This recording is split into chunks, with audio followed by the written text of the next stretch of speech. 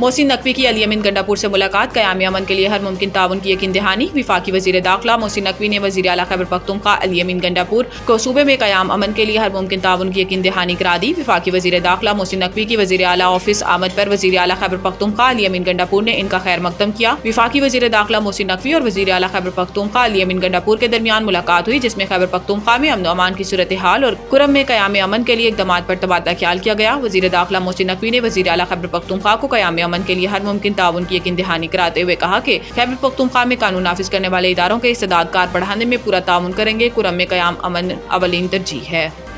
Pakistani missile से America भी महफूज नहीं, अमरीकी नायब मुशीर कौमी सलामती जॉन फाइनर ने कहा कि पाकिस्तान तवील फासले के बैलिस्टिक मिसाइल बना रहा है जो जनूबी एशिया के अलावा अमेरिका तक अपने अहदाफ को निशाना बना सकते हैं। इनका कहना था कि इसमें कोई दो राय नहीं कि ये बैलिस्टिक मिसाइल जोहरी हथियारों से भी लेस किए जा सकते हैं।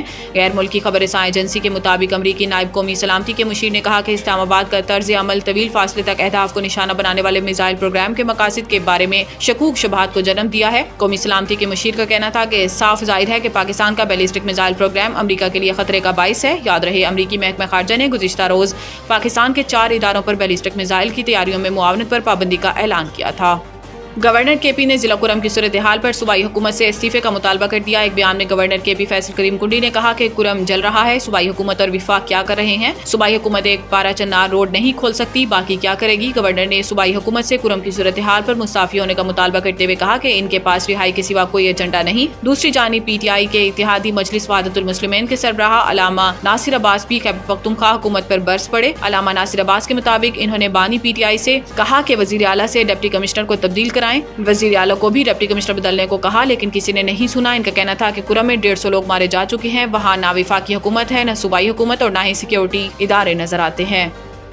तरक्याती मनसूबे में मुबैना किकबैक्स का केस, अहमद भट्टी समेत दीगर पर फर्द जुर्म आयद परवेज इलाही अगली समात पर तलब।